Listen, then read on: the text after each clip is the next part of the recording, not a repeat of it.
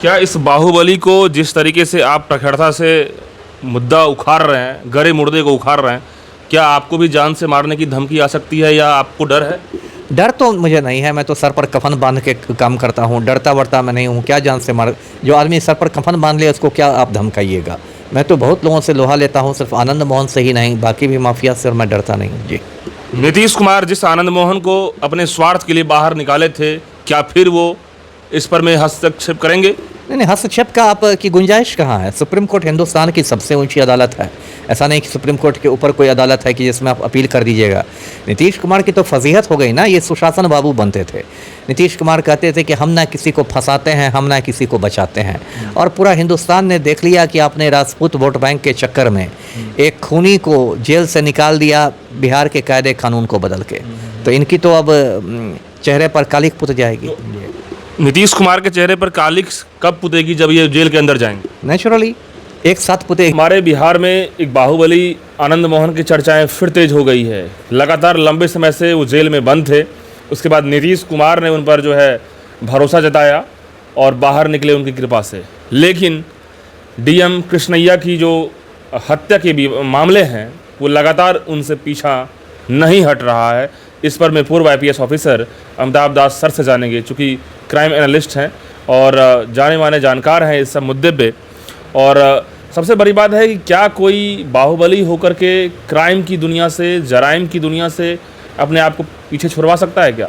सवाल बहुत बड़ा है, इस पे हम जानेंगे। सर, आखिर आनंद मोहन की तस्वीर आपके पास है और दोनों हाथ में हथकड़ी है। क्या लगता है कि इनका जो है लंबे समय के बाद जेल से मतलब कि छूटना और फिर जो है जेल के अंदर जाने की बात करना, क्या सच्चाई है? नहीं, सच्चाई ये है कि इस बात की प्रबल संभावना है कि अगले महीने यानी अगस्त में सुप्रीम कोर्ट आनंद मोहन को दोबारा जेल भेज देगा। और सुप्रीम कोर्ट ने सुनवाई पूरी कर ली है 2-3 दिन पहले, फैसला को सुरक्षित रख लिया है और बिहार सरकार को बहुत कड़ी फटकार लगाई है। देखिए, पूरा मामला मैं दर्शकों को समझाता हूँ। ये जो आनंद मोहन है बिहार का बहुत खूंखार अपराधी है, इसे लोग आतंक मोहन भी कहते हैं। और 1994 में इसने गोपालगंज के डीएम जी कृष्णैया का खून कर दिया था। मामला ये था कि मुजफ्फरपुर में एक अपराधी की हत्या हुई थी, छोटन शुक्ला की हत्या। और छोटन शुक्ला की शव यात्रा निकल रही थी जिसमें सैकड़ों की संख्या में गुंडे मवाली थे, हथियार चमका रहे थे, भड़काऊ नारे लगा रहे थे। और छोटन शुक्ला की शव यात्रा का नेतृत्व 2 लोग कर रहे थे, आनंद मोहन और भुटकुन शुक्ला। और उसी समय गोपालगंज के जो डीएम थे जी कृष्णैया, वो पटना में एक मीटिंग में भाग लेकर अपनी कार से लौट रहे थे। कार के आगे बोर्ड लगा हुआ था जिलाधिकारी गोपालगंज। और जहां उनकी कार शव यात्रा के सामने पहुंची तो आनंद मोहन ने भुटकुन शुक्ला से कहा कि अरे भुटकुन, देखता क्या है, इसको गोली मार दो, कलेक्टर है। और भुटकुन शुक्ला ने 2-3 गोलियां मार दी तो कृष्णैया साहब तो वहीं पर मतलब शहीद हो गए। उसके बाद भी इन लोग के सर पर इतना खून सवार था कि इन लोगों ने उनके चेहरे को एकदम ईंट और पत्थर से मार के कुचल दिया, विभत्स बना दिया।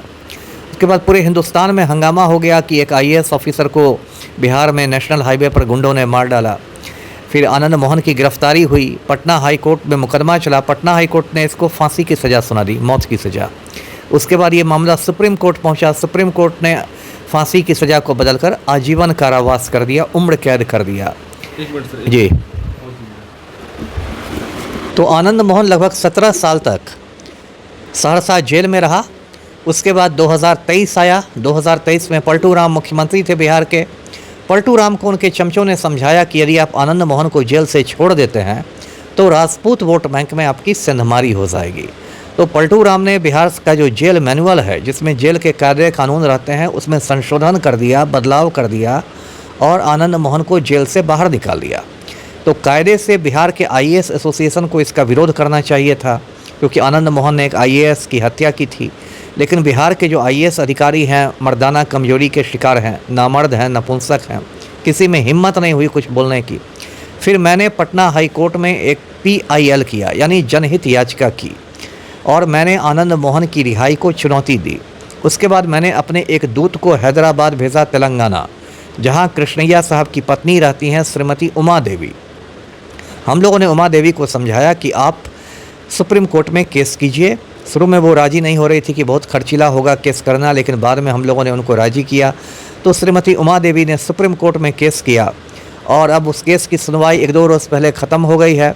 2 न्यायमूर्ति बेंच में थे, जस्टिस दीपांकर दत्ता और जस्टिस शील नागू। उन लोगों ने सुनवाई ख़त्म की, फैसला को सुरक्षित रखा और बिहार सरकार को बहुत फटकार लगाई।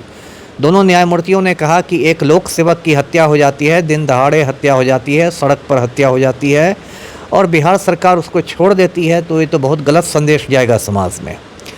तो अब मुझे लगता है कि अगस्त के पहले हफ्ते तक सुप्रीम कोर्ट का फैसला आ जाएगा और आनंद मोहन को दोबारा जेल की हवा खानी पड़ेगी। जी।